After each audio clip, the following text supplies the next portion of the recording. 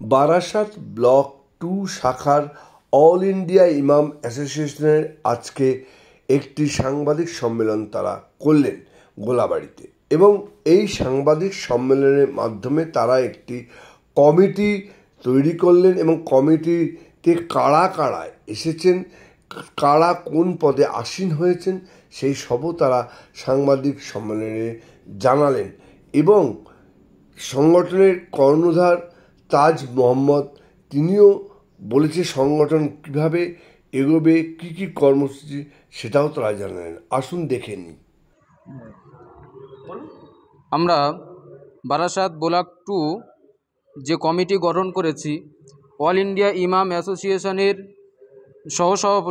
সহসভাপতি জনাব মোহাম্মদ তাজ মোহাম্মদ স্যারের উপযুক্তে থাকাকালীন যে সভাপতি আমরা গঠন করেছি, সভাপতি হয়েছেন মাওলানা মোহাম্মদ রেজাউল হক সাহেব, সম্পাদক মাওলানা মোহাম্মদ ইমদাদুল সাহেব, কেশিয়ার মাওলানা মোহাম্মদ ইসা হক সাহেব, সহসভাপতি মাওলানা মোহাম্মদ শাহিদ সাহেব, ব্লকের মুখ্য গঠক মাওলানা জাহাঙ্গীর আলম সাহেব, সহ সম্পাদক মাওলানা মোহাম্মদ মেহরাব আক্তার সাহেব, কর্মকারী সভাপতি মাওলানা মোহাম্মদ শহীদুল হক সাহেব, মুখ্য পাঠক মাওলানা মোহাম্মদ হাফিজুল ইসলাম সাহেব। আমার নাম মাওলানা মোহাম্মদ মেহরাব আক্তার সাহেব। আমার বারাসাত ব্লক 2 সহসভাপতির পদে নিযুক্ত আছি। আমরা অল ইন্ডিয়া ইমাম অ্যাসোসিয়েশনের পক্ষ থেকে বেশ কয়েকদিন আগে আমরা বারাসাত ব্লক 2 কমিটিটা গঠন করেছিলাম। আজকে তার পূর্ণরূপে রূপায়িত হয়েছে। আজকের আমাদের মূল উদ্দেশ্য ছিল সাংবাদিক সম্মেলনের মাধ্যমে এসআইআরের সহজ পদ্ধতির বার্তা দেওয়া। আমরা অল ইন্ডিয়া ইমাম অ্যাসোসিয়েশন প্রশাসনিক লেভেল, যেটা অ্যাডমিনিস্ট্রেটিভ সিস্টেমকে অত্যন্ত গুরুত্ব দিই।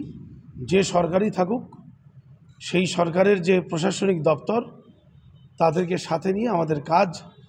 যে সরকার থাকবে, সরকারের সঙ্গে বন্ধুত্ব সুলভ আলোচনা আপনার সম্পর্ক রেখে আমাদের মুখ্য উদ্দেশ্য থাকে।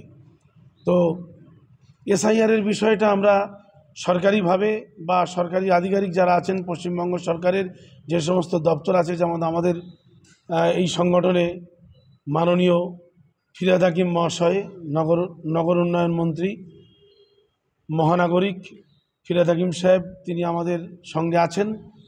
তার নির্দেশে, তার কাছ থেকে আমরা যে পেয়েছি, তাতে করে আমরা সেই বার্তাটাই সমস্ত জায়গায় দিয়ে দিয়েছি যে এসআইআরের যে ভয়াবহতা, সেটা আমাদের মোটেই নেই। কোনো ইমাম, কোনো মুয়াজ্জিন এবং প্রত্যন্ত অঞ্চলের সংখ্যালঘু সম্প্রদায়ের মধ্যে যে একটা সন্ত্রাস এসআইআরের বিষয়ে, সেটা মোটেই থাকবে না।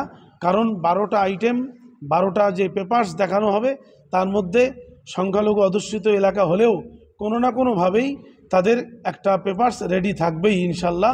কারণ আমরা ভারতবাসী, আমরা ভারতবর্ষের শুধু ভালোবাসি না, ভারতবর্ষের সয়েল, মাটি টেস্ট করলেও আমাদের রক্তের সঙ্গে ভারতবর্ষের মাটির সঙ্গে মিল হবে।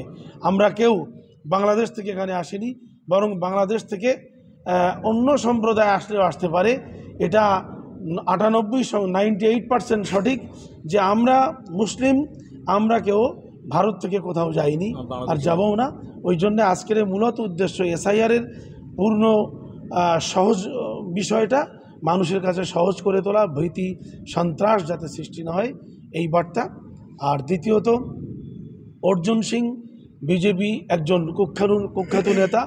এই অর্জুন সিং বেশ কয়েকদিন আগে আমাদের মহাগ্রন্থ আল কোরআনের একটা আয়াতে কারিমা নিয়ে কটাক্ষ করেছেন, যে আয়াত সম্পর্কে তার কোনো জ্ঞান গর্ব কিছুই নেই, যে আয়াতের আক্ষরিক অর্থ সম্পর্কে জ্ঞান নেই, সে বিষয়ে কুরুচি মন্তব্য আমরা অল ইন্ডিয়া ইমাম অ্যাসোসিয়েশনের পক্ষ থেকে, বারাসাত ব্লক 2 থেকে আমরা ধিক্কার জানাই।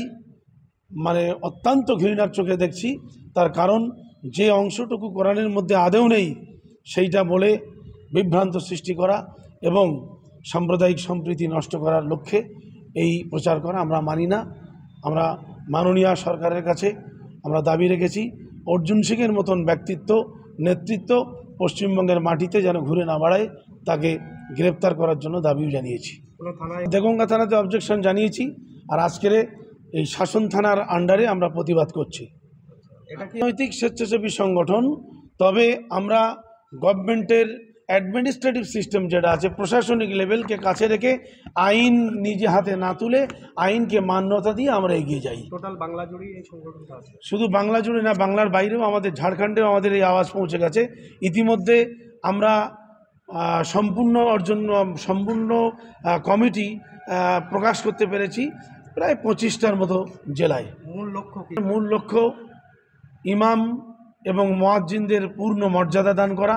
প্রতিটি ডিস্ট্রিক্ট লেভেলে যে মাইনরিটি অফিস আছে সেই অফিসে ইমামদের পূর্ণ মর্যাদা দিয়ে তাদের বেতন, তাদের ভাতা, তাদের অন্যান্য সামাজিক কার্যকলাপের অংশগ্রহণ করিয়ে পূর্ণ অধিকার, পূর্ণ স্বাধীনতা পাইয়ে দেওয়া। ওবিসি সংরক্ষণ আমাদের ছিল এবং আছে।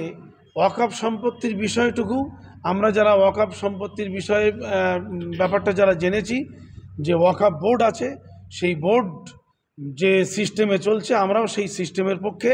তবে ইতিমধ্যে আমাদের যে সমস্ত মসজিদগুলো এখন ওয়াকফ বোর্ডের আন্ডারে যায়নি, আমরা সুপরামর্শ দিয়ে ওয়াকফ বোর্ডের আন্ডারে অন্তর্ভুক্ত করে গভর্নমেন্টের আওতায় দিতে চাইছি, যাতে করে কেন্দ্রীয় সরকার হঠাৎ করে এসে অবৈধ বলে প্রমাণিত করতে না পারে। এই জন্য আমাদের মাদ্রাসা, মক্তব, কবরস্থান এগুলো আমাদের রাজ্য সরকারের সঙ্গে সংযুক্ত রেখে যে মাইনরিটি সেকশনের যে সিস্টেম আছে সেই সিস্টেমের মধ্যে আমরা বৈধ হিসেবে প্রমাণ করতে চাইছি। আমার নাম তাজ মোহাম্মদ, অল ইন্ডিয়া ইমাম অ্যাসোসিয়েশনের ভাইস প্রেসিডেন্ট।